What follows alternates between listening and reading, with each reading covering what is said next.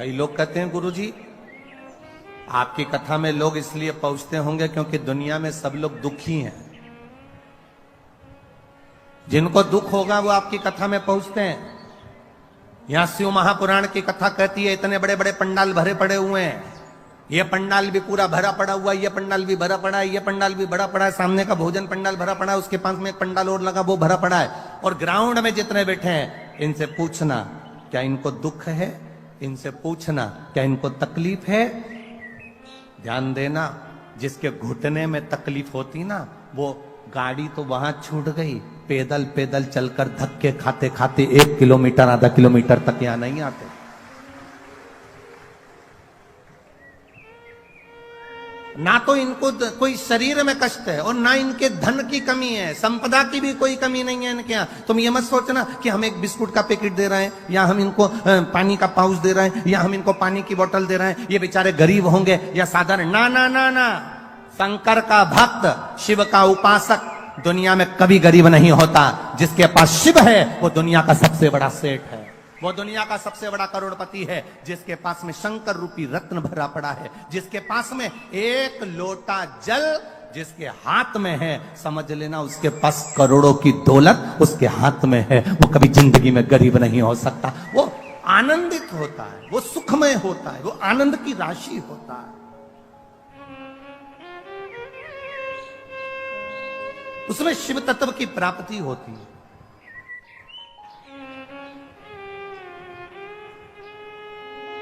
जो दुखी होता है, लोग कहते हैं किसी को दुख होगा ना इसलिए कथा में पहुंचेंगे। ना ना ना, अरे दुख होता तो कथा में आते। अरे बोलो तो सर, कई लोग कहते हैं, एक व्यक्ति से पूछा क्यों रे तूने क्यों पी, क्यों तेरे में अक्ल नहीं है, ये गंदा नाली का पानी पी रहा है, गटर का पानी पी रहा है, ये मदिरा पी रहा है, ये गंदा पानी पी रहा है, ये मदिरा का नशा कर रहा है, क्यों पी? क्योंकि बहुत गम था इसलिए पी, बहुत गम था, दुखी था इसलिए पी। उसे पूछा कि क्यों पी, तो कहे गम था तो पी, दुखी था तो पी ली। अगर दुखी होता तो यहां नहीं मिलता, यहां तो वो मिलते हैं जो शंकर के कृपा पात्र होते हैं, जिनका हाथ शिव ने पकड़ा होता है, वो यहां बैठते हैं, वो यहां पहुंचते हैं।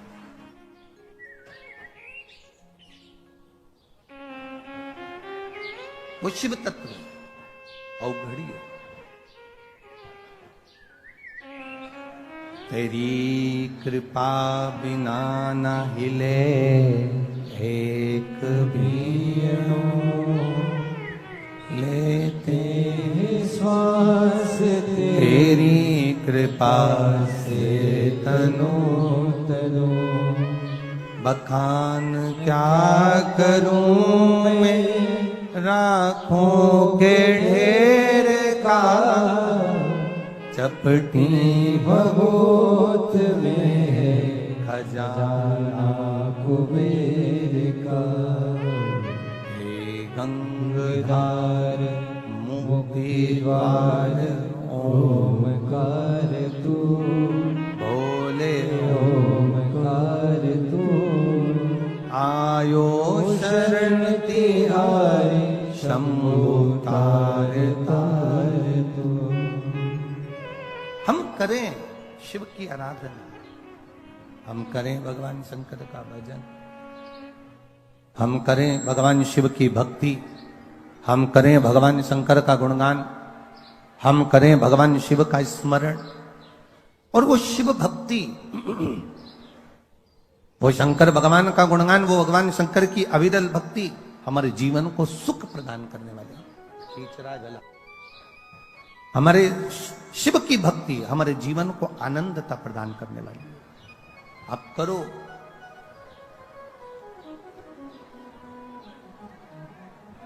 ब्रह्मदेव भगवान विष्णु जी से कह दिया तुम्हारे पिता कौन है। भगवान नारायण ने कह दिया मेरे पिता स्वयं देवादिदेव महादेव है। मेरे पिता भगवान शिव है।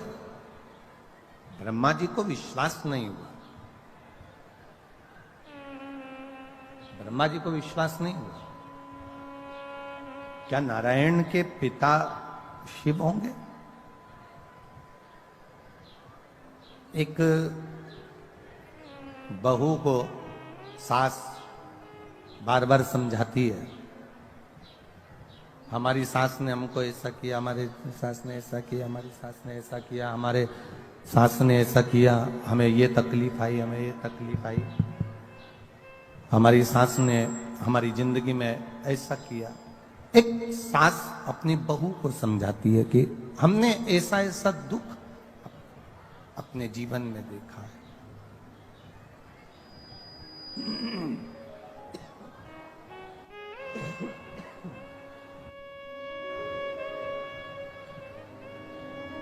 हमने ऐसा ऐसा दुख अपने जीवन में देखा है। हमारी सास का जो स्वभाव था, हमारे सास का जो स्वभाव था वो बड़ा कठिन था, बड़ा कठोर स्वभाव।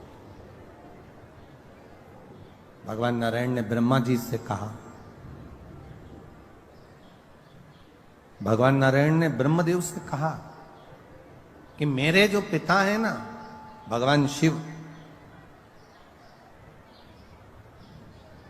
वो साधारण नहीं है। ब्रह्मा जी ने भगवान विष्णु जी से कहा, अगर आप कहते हो कि शंकर भगवान आपके पिता हैं, भगवान ब्रह्मा जी कह रहे हैं अगर आप कह रहे हो कि भगवान शिव आपके पिता हैं, भगवान देवादिदेव महादेव आपके पिता हैं, तो ये तो बड़ी आश्चर्य की बात है, बड़ी विचित्र बात है। तो भगवान विष्णु ने कहा, क्यों आपको भरोसा नहीं है क्या, आपको विश्वास नहीं है क्या कि शिव मेरे पिता हैं? ये आपको भरोसा नहीं है, ये आपको विश्वास नहीं है? नहीं। एक किसी के घर में घुसना और एक किसी के दिल में घुसना, एक घर में प्रवेश करना और एक हृदय में प्रवेश करना बड़ा कठिन है।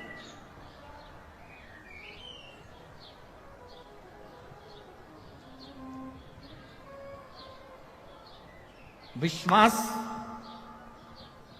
भरोसा एक इतना विशेष शब्द है कि ये आपके भीतर उतरना बड़ा कठिन है।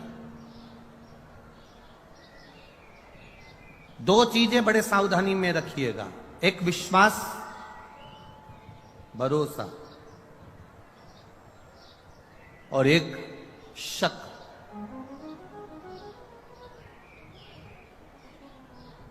ये दो चीजें बड़ी ध्यान रखने वाली बात है। एक विश्वास, भरोसा, दूसरा है शक, दूसरा है शक करना। ये दो चीजें बड़ी विचित्र है। हर किसी व्यक्ति पर शक भी मत करो, क्योंकि हो सकता है कि वो ठीक हो और आप अपने मन से गलत सोच रहे हो। कोई जरूरी नहीं कि तुमने सोचा वो व्यक्ति वैसा निकल जाए। दूसरा नंबर पर है विश्वास, भरोसा इतनी जल्दी मत करना। एक शक भी इतनी जल्दी मत करना और एक भरोसा भी इतनी जल्दी मत करना। कोई तुमसे मीठी बात करे, बहुत प्रेम की बात करे, और तुम एकदम विचार कर लो कि यही पूरा, इस पे पूरा भरोसा, इस पे पूरा आपका दृढ़ता है। ना ना ना ना, शिव महापुराण की कथा कहती है दो चीजें थोड़ा सा कंट्रोल रखकर चलें, एक शक पर और एक विश्वास पर।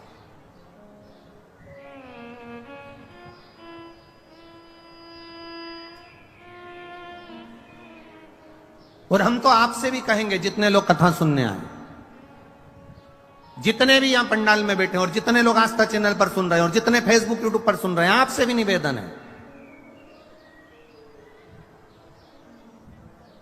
आपका विश्वास शिव के प्रति हो, आपका विश्वास भगवान की कथा के प्रति हो, आपकी दृढ़ता परमात्मा के प्रति हो, तो आप कथा में जाओ। और आपका अगर विश्वास नहीं है, आपका भरोसा नहीं है, आपकी दृढ़ता नहीं है, तो आपको कथा में जाने की जरूरत नहीं, अपने घर पर रहो, 4 रोटी ज्यादा खाओ, आराम से टीवी देखो और सो।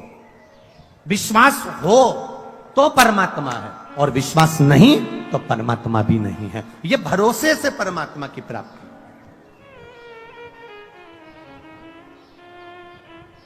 एक विश्वास के साथ अगर आप भगवान की भक्ति कर रहे हो, एक दृढ़ता के साथ आप भगवान का भजन कर रहे हो, एक विश्वास के अनुकूल आप भगवान की भक्ति को धारण कर रहे हो, आप विश्वास के साथ परमात्मा का भजन कर रहे हो, तो ये मानकर चलना कि परमात्मा तुम्हारे साथ में है।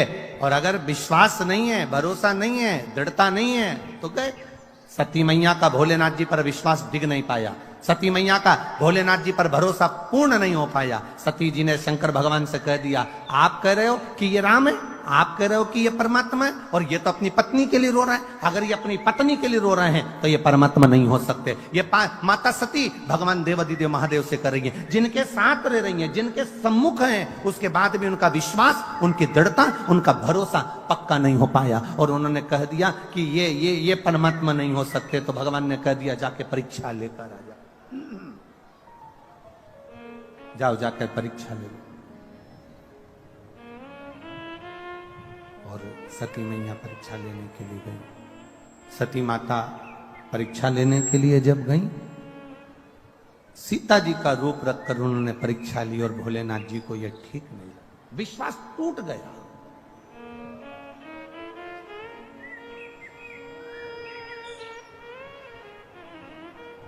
पति जरा सा फोन पर बात कर रहा है और पत्नी ने शंका करना चालू कर दी, समझ लो घर टूटने वाला है।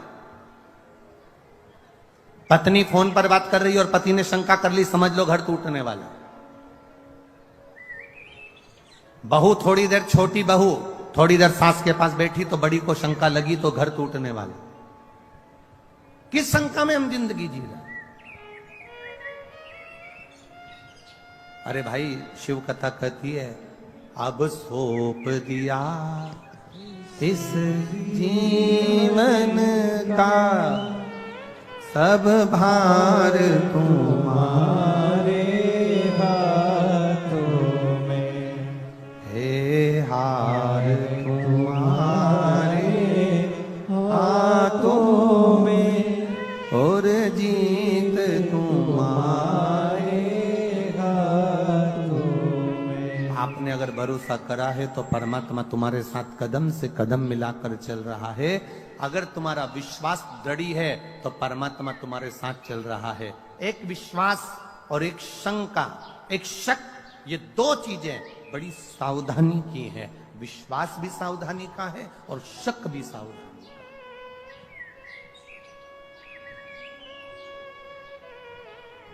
ब्रह्मा जी को विश्वास नहीं हुआ कि शंकर भगवान विष्णु के पिता हैं, ये विश्वास नहीं हुआ। दुनिया के लोगों को भी विश्वास नहीं हुआ था क्या शंकर जी पे 1 लोटा जल चढ़ाने से सारी समस्या का हल हो जाता है? दुनिया के लोगों को भी विश्वास नहीं हुआ था क्या बेलपत्र खाने से शुगर और बीपी का लेवल बराबर हो जाता है? एक बेलपत्र शंकर जी पे चढ़ी हुई खाने से क्या थायराइड ठीक हो सकता है? विश्वास नहीं था लोगों को। क्या एक बेलपत्र खाने से सोरायसिस की बीमारी ठीक हो सकती है? लोगों को विश्वास नहीं था। क्या एक शंकर भगवान की आराधना करने से क्या 20 साल में, 25 साल में, 10 साल में, 8 साल में, 15 साल में गर्भ ठहर सकता है? विश्वास नहीं था लोगों को। एक बहन ने तो अपने पत्र में लिखा है, ये रेणु कुमारी, मुकाम सुदामापुरी, पोस्ट गंजू ढूंढवारा, गंज ढूंढवारा, ठीक है, यही है ना? हाँ, देख लेना भैया, है संभल के हो। मैं रेणु कुमारी, कहीं बैठी है रेणु जी? कहीं बैठी हो तो हाथ हिला सकती है। मैं रेणु कुमारी, मुकाम सुदामापुरी, पोस्ट गंज ढूंढवारा, जिला कासगंज से आई हूं। कहीं बैठी हो तो हाथ हिला सकती है। जिला कासगंज से आई हूं। गुरुजी, मेरे विवाह को 8 वर्ष हो गए थे, संतान का कोई सुख नहीं था। आपने जैसी कथा कही उसके अनुसार मैंने कथा सुनी, और कथा सुनने के बाद बाबा देवादिदेव महादेव की वो सफेद आंकड़े की जड़ का प्रयोग किया, और बाबा ऐसी कृपा हुई कि मेरे घर में 2 संतान ने जुड़वा जन्म लिया। पर बाबा जुड़वा संतान ने जन्म तो लिया, पर गुरुजी वो संतान बाबा ने मुझसे वापिस ली। दिल टूट गया, हृदय से मैं खूब रोई कि इतने साल के बाद संतान दी और बाबा ने वो भी ले ली। गुरुदेव, डॉक्टरों को जब दिखाया तो डॉक्टरों ने कहा कि संतान का सुख तो इसके भाग्य में था नहीं, क्योंकि इसके शरीर में बहुत सारी बीमारियां हैं, थायराइड है, शुगर है, सब कुछ है, इसको संतान का सुख नहीं था। पर भगवान ने ना जाने कहां से 2 संतान दे दी और वो ले ली। पर अब तुम संतान का चांस ना लेना और ना संतान के लिए पहल करना। फिर भी भोलेनाथ की भक्ति में लग गई। गुरुजी आप कहते हो ना, फाइल अगर मोटी होती है थोड़ा सुधरने में समय लगता है, इसलिए मैं वापिस बाबा की भक्ति में लग गई। और बाबा की भक्ति में ऐसी लगी कि बाबा ने फिर मेरा गर्भ ठहरा दिया, और 21 अप्रैल 2023 को मेरे घर में एक बेटे को फिर दे दिया, और बाबा की कृपा से अब वो स्वस्थ है। उसका फोटो लगा रही हूं। शिव तत्व है और घड़ी त्रिकालदर्शी है, वो कैलाशी अविनाशी। पूरी जांचों की फाइल लगाई है, पूरी जांचों जो डॉक्टर उन कहे। शिव तत्व में है एक विश्वास जागृत होना, एक दृढ़ता जागृत होना, एक भरोसा। लोग कहें एक बेलपत्री से क्या थायराइड ठीक हो सकता है? एक बेलपत्री से, शंकर जी पे चढ़े हुए जल से क्या रोग मुक्ति हो सकती है? शंकर जी पे चढ़े हुए जल से क्या हमारा दुख मिट सकता है? शिव जी के चढ़े हुए जल को पीने से क्या हमारी तकलीफें समाप्त हो सकती है? कभी जिंदगी में मौका मिले, सियोर वाले महाराज पर अगर भरोसा भी ना करो तो अपनी जिंदगी में गीता प्रेस गोरखपुर की एक शिव महापुराण की कथा, एक शिव महापुराण की पोथी हिंदी की खरीद कर लेकर आना और उसको लाकर पढ़ना चालू करना। स्कंद पुराण खरीद कर लाना, उसको पढ़ना चालू करना। लिंग पुराण खरीद कर लाना, उसको पढ़ना चालू करना। उसमें आपको मिलेगा कि शंकर भगवान के शिवलिंग में वो बल होता है कि अच्छी रोगों को भी चढ़ा हुआ जल उस रोग को भी समाप्त कर देता है। ये शिव तत्व है, ये ओघड़ी है शंकर।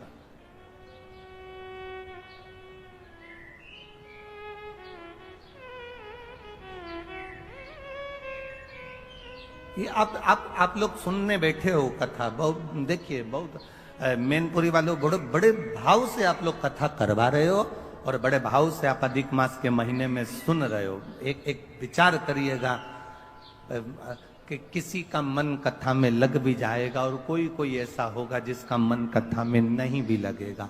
जिसका नहीं भी लगा ना, उसको भी दुख मनाने की जरूरत नहीं है। ये सोच लेना कि उसके दरवाजे तक पहुंच गए ना तो वो तुम्हारे दरवाजे तक पहुंच ही जाएगा। ये इतना अनुभव जरूर रखना। थोड़ा कष्ट हो सकता है, थोड़ी तकलीफ आ सकती है,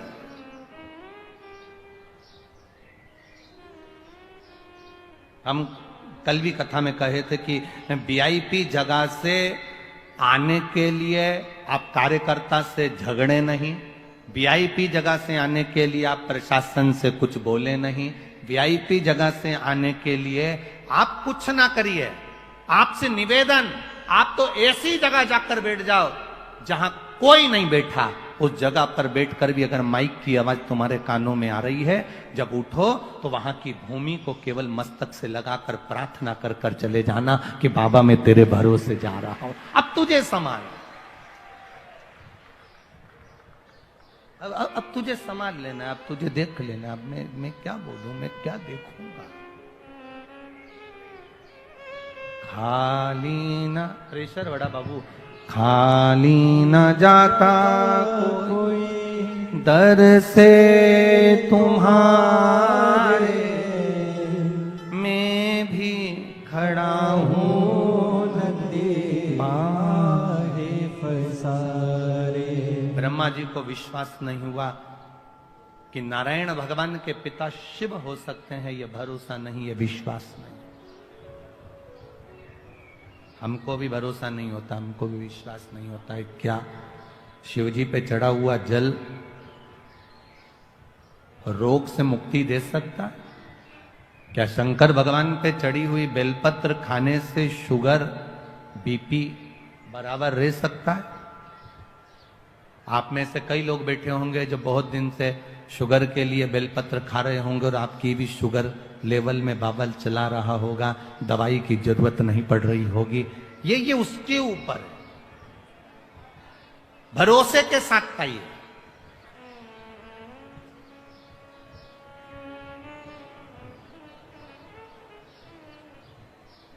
एक बात आपसे पूछें, कभी कभी ऐसा होता है, कभी कभी आपका बुखार नहीं उतरता, कभी कभी आपके शरीर का कष्ट नहीं जाता और तुम डॉक्टर के पास पहुंची ना, और डॉक्टर के पास जाने के बाद तुमने डॉक्टर सामने तुम्हारा हाथ पकड़ा और उन्हें आला लगाया और आला लगाकर तुम्हें चेक करा और तुमसे पूछा क्या क्या तकलीफ हो रही है, और तुमने कह दिया साहब मेरे को भोजन नहीं भा रहा है और मेरा पेट मरोड़ होता है और तकलीफ होती है और मेरी सांस लेने में दिक्कत हो रही है और सर्दी बहुत रहती है और फेफड़े में कब्ज जमा होता है, मैं बहुत तकलीफ में हूं। तुमने सब कुछ डॉक्टर को कह दिया, जितना कह सकती थी कह दिया।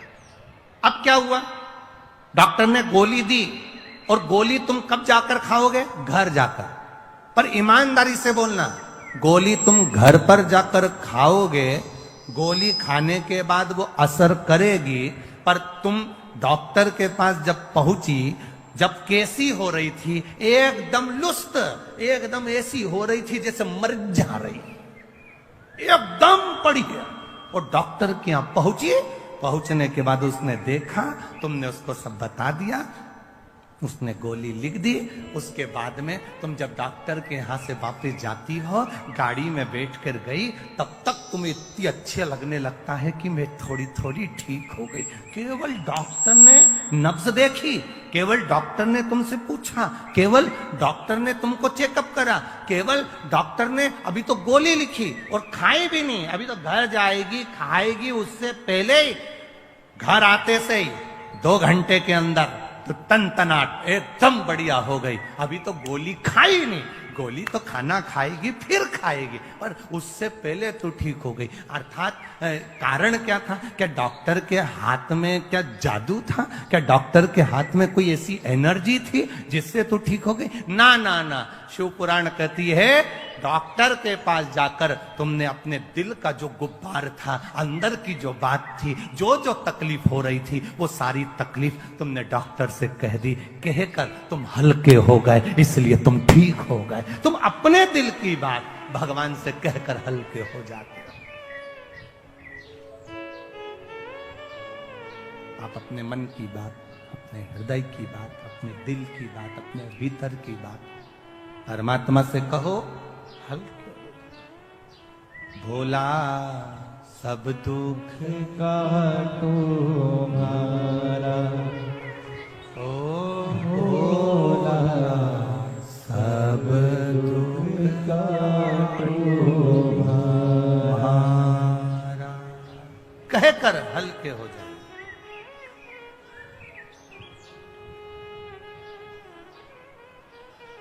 भोले बाबा जपूं तेरी माला, मेरे बाबा जपूं तेरी माला, भोला सब दुख काटो मारा, ओ भोला सब दुख काटो। अपने दिल की बात कहकर हम देवादिदेव महादेव से बोलकर हल्के हो गए।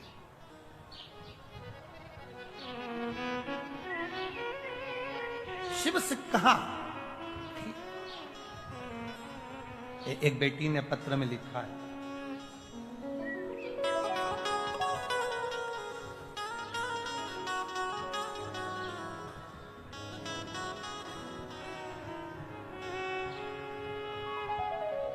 ज्योति श्रीवास्तव पता हरदोई, पुल के नीचे, पिन नंबर 241001। कहीं बैठी हो, हाथ हिला सकती हैं।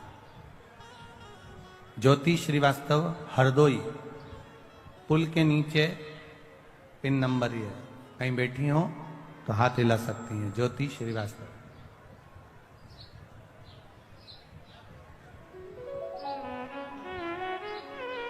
बाबा, मेरी तो पूरी लाइफ देवादिदेव महादेव ने बदल दी है। मैं क्या वर्णन करूं बाबा। मेरा कहीं सिलेक्शन नहीं हो रहा था।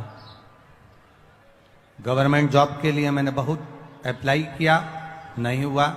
तब बाबा की कृपा से मेरा स्वास्थ्य विभाग में सिलेक्शन हो गया। मैं बाबा को यहां प्रणाम करने के लिए आई हूं।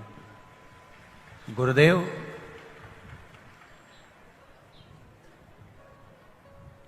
जब मेरा स्वास्थ्य विभाग में सिलेक्शन हो गया, पर नौकरी पर स्टे लग गया।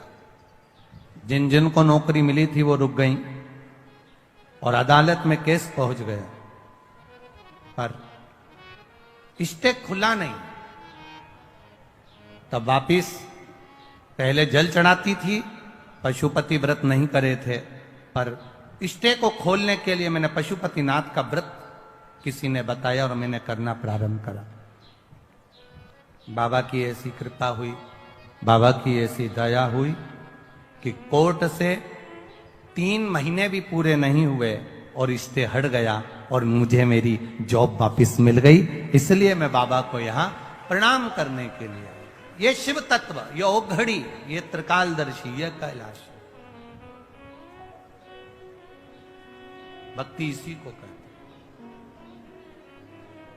भरोसा इसी को कहते, दृढ़ता इसी को कहते। सब कुछ छूट जाए, सब कुछ चले भी जाए, तो तुम्हारी दृढ़ता, तुम्हारा भरोसा, तुम्हारा विश्वास जाना नहीं चाहिए।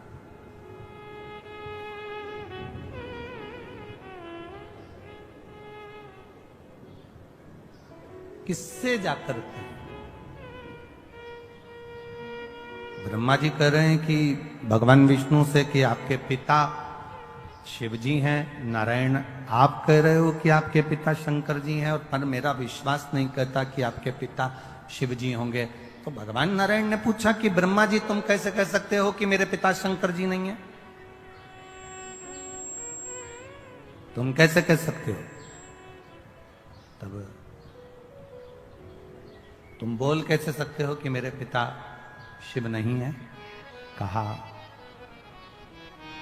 मुझे एक कारण से लगता है। क्या कारण है? कहा अगर शंकर जी आपके पिताजी होते तो उनके पास में तो ढेरों संपदा होती, क्योंकि आपके चरणों में लक्ष्मी पड़ी हुई है।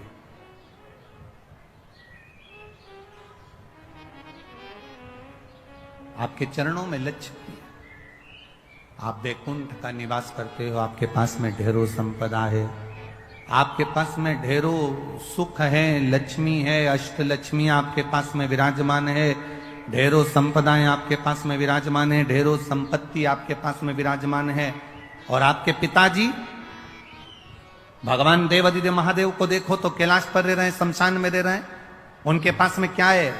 गले में सांप पड़ा हुआ है, धतूरा रखा हुआ है, बेलपत्र रखी हुई है, गंगा जी का जल रखा हुआ है, मुंडों की माला, रुद्राक्ष की माला, केवल यही उनके पास में।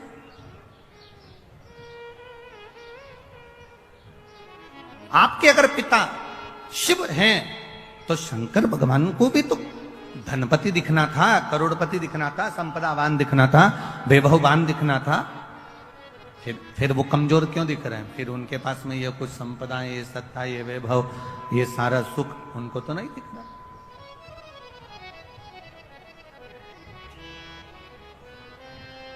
भगवान नारायण ने भगवान ब्रह्मा जी से कहा, भगवान नारायण भगवान ब्रह्मा जी से कहते हैं कि ब्रह्मा जी तुम समझ नहीं सकते कि शिव है क्या। शिव क्या है समझ नहीं सकते।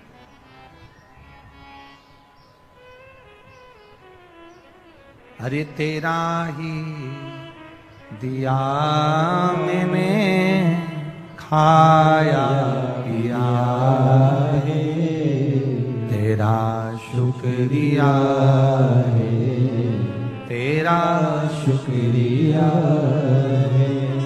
मुझे भोले बाबा ने बहुत दे दिया है, तेरा शुक्रिया है, तेरा शुक्रिया है। ये जायदाद दी है, औलाद दी है, ये जायदाद दी है, औलाद दी है। मुसीबत में हर वक्त इमदाद दी है, मुसीबत में हर वक्त इमदाद दी है। तेरा ही दिया मैंने खाया पिया है, तेरा शुक्रिया है, तेरा शुक्रिया है। ब्रह्मा जी ने कहा मैं विश्वास नहीं करता। एक पर्वत जिसको घुमाना भगवान विष्णु ने और भगवान ब्रह्मा ने प्रारंभ किया, पर्वत घुमाते घुमाते घुमाते घुमाते अग्नि का खंभ प्रकट हुआ, एक लिंगायत आकृति प्रकट हो गई, शिवलिंग प्रकट हो गया। शिवलिंग प्रकट हुआ तो ब्रह्मा जी ने कहा इनका सिर कहाँ, पांव कहाँ। ब्रह्मा जी शिव जी का सिर देखने के लिए आकाश मार्ग से ऊपर की ओर बढ़े। ब्रह्मा जी जब ऊपर की ओर बढ़े, भगवान नारायण शंकर भगवान का चरण ढूंढने के लिए नीचे की ओर गए। भगवान विष्णु को शंकर भगवान का चरण नहीं मिला।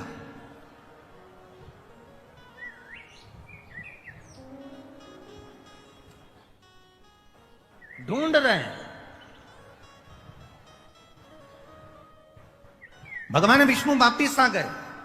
ब्रह्मा जी से कह दूंगा चरण नहीं मिला, वापिस।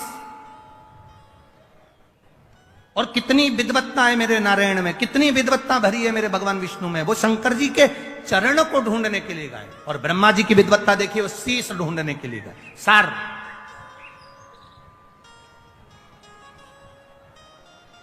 जरा विचार करिएगा।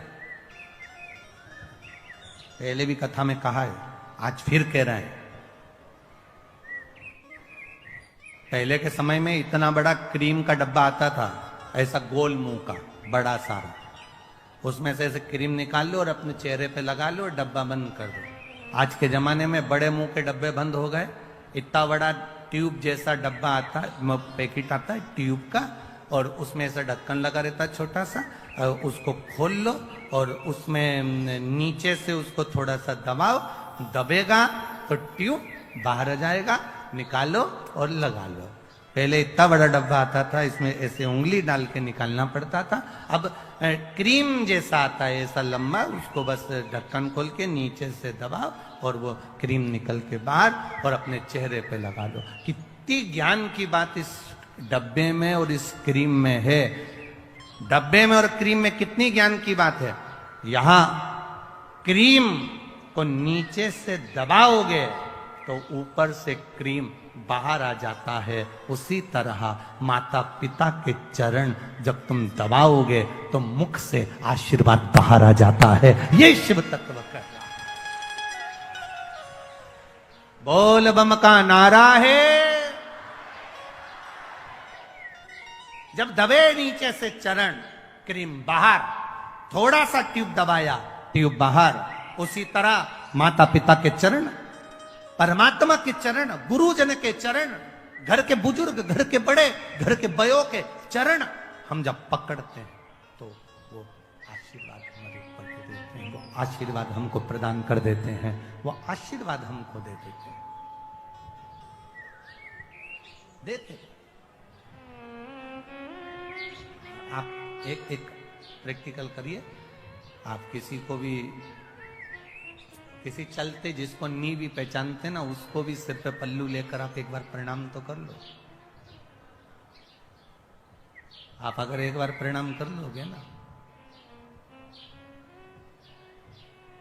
आप जिसको नहीं भी पहचानते और उसको अगर आपने प्रणाम कर लिया ना, नहीं पहचानते और उसके बाद भी अगर आपने प्रणाम कर लिया तो आशीर्वाद तो दे ही देगा। क्या बोलेगा? खुश रहो, दूध नहाओ, पूतो, प्रसन्न रहो, आनंद में रहो, खुश रहो, स्वस्थ रहो, आशीर्वाद तो दे ही देगा।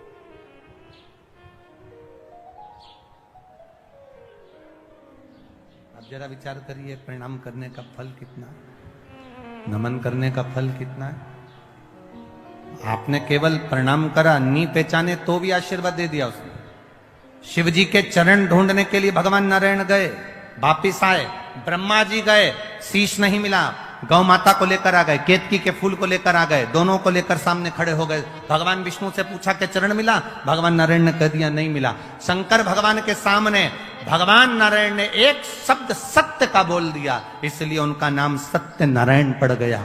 और जो सत्य का संबोधन कहा तो शिव जी प्रसन्न होकर कह दिए, नारायण मुझे जो सबसे ज्यादा प्रिय है, सबसे ज्यादा पसंद है, वो सत्य तुमने मेरे सामने बोला है, इसलिए आज से तुम सत्य नारायण भगवान बनकर पूजाओगे। सारी दुनिया में तुम्हारी कथा सत्संग संकीर्तन होगा, तुम सत्य नारायण कहलाओगे। और उनका नाम सत्य नारायण हो गया, सत्य नारायण।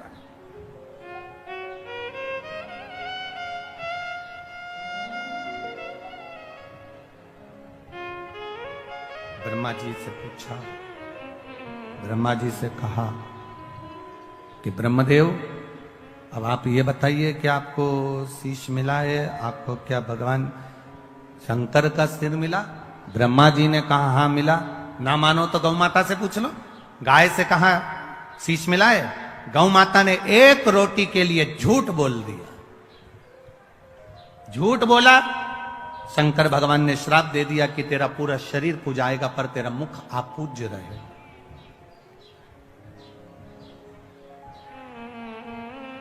केतकी के पुष्प ने झूठ बोल दिया, शिव जी ने कह दिया सारे पुष्प मुझ पर चढ़ेंगे, मुझ पर कांटे भी चढ़ेंगे, पत्तियां चढ़ जाएगी, जहरीले से जहरीला फूल मुझ पर चढ़ जाएगा, पर सुन केतकी तू कभी मुझ पर नहीं चढ़े। श्राप दे दिया। फिर भी ब्रह्मा नहीं माने तो अक्रीमन ने फिर झूठ कह दिया। शिव जी ने पांव के अंगूठे से नख तोड़कर फेंका और फेंकते से ही काल भैरव को प्रकट करा। काल भैरव ने नख से ब्रह्मा जी का एक सिर काट दिया। कर्मनाशा नदी प्रकट हो गई। ब्रह्मा जी झूठ बोलते बोलते लुढ़कते रहे। तब भगवान विष्णु ने उनके लिए प्रार्थना करी, उनके शीश से बट का पेड़ बना, बट वृक्ष।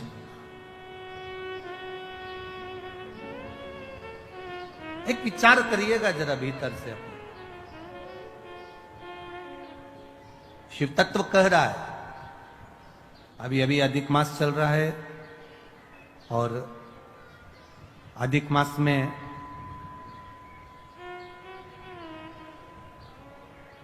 प्रयास करिएगा कि जितना बन सके अपनी जिंदगी में उतना शिव तत्व को प्राप्त करने का प्रयास करिए। एक जुआरी जरा सा फूल पत्ती भगवान पर फेंक देता है और वो राज सिंहासन पर जाकर बैठ जाता है। तो ये जो सावन का महीने में जो अधिक मास आता है ये कोई साधारण नहीं है महाराज। सावन के महीने में जो अधिक मास आता है ये कोई साधारण नहीं।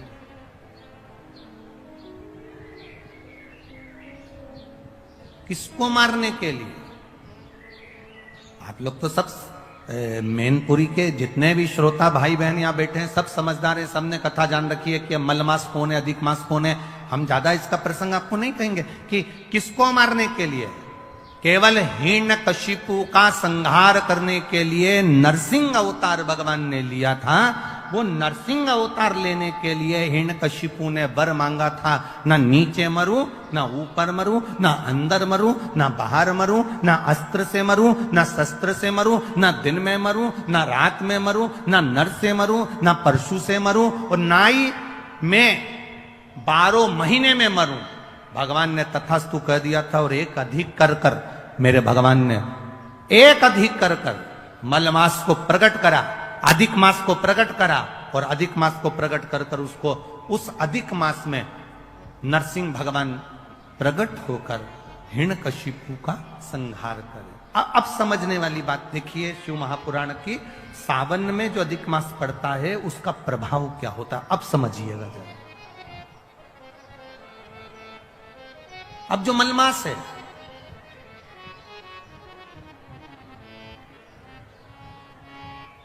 इसको मलमास कहते हैं। एक अधिक हो गया, 12 महीने से एक अधिक हो गया, मलमास।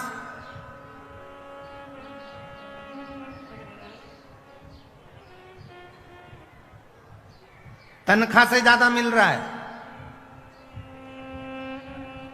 कभी कभी 40,000 रुपए तुम्हारी तनख्वाह है और 40,000 रुपए से ज्यादा कहीं से कमा कर कोई लेकर आया और अपनी पत्नी को दिया, और पत्नी पूछ ले जी ये कहां से आया, तो ये समझ लेना कहां से आया हो, स्मरण में रहिएगा।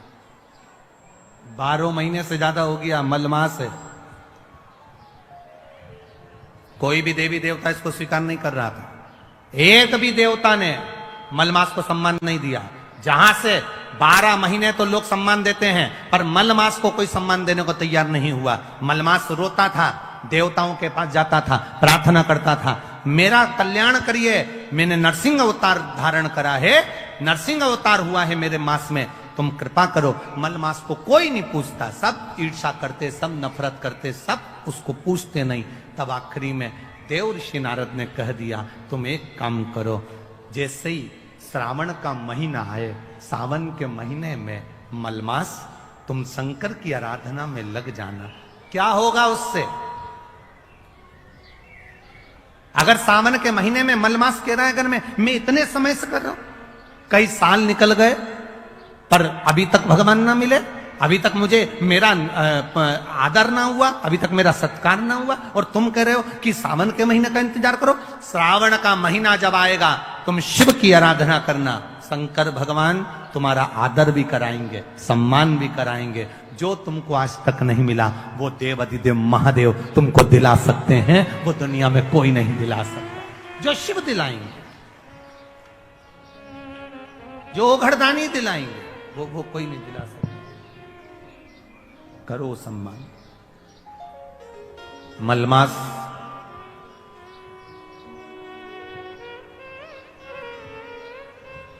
मलमास रो रहा है। सावन का महीना, आपको पहले भी कथा में कहा था, सारी समस्या का हल, जम के बोलो, जरा जम के बोलो, 1 लोटा जल। पर सावन के महीने में, अरे जम के तो बोलो, 2 लोटा जल। अब तुमसे कोई पूछे कि ये लोगों को तो बुद्धि ना जाने दुनिया के लोगों की कहां चली गई, हमें तो स्मरण में नहीं आता। दुनिया के लोग जो ये कावड़ लेकर जाते हैं, तो कावड़ वाले पर लोग कमेंट्स करते हैं कि कावड़ क्यों ले जा रहे हो, कौन ले जा रहे हो, क्या काम है, तुम ये कर लो, तुम वो कर लो, तुम ये करो, तुम वो करो, क्या रखा है कावड़ ले जाने में, क्या रखा है शिव जी पे जल चढ़ाने में। हम उनको कहना चाहेंगे, कभी एक बार मौका मिले तो स्कंद पुराण और स्कंद पुराण का काशी खंड,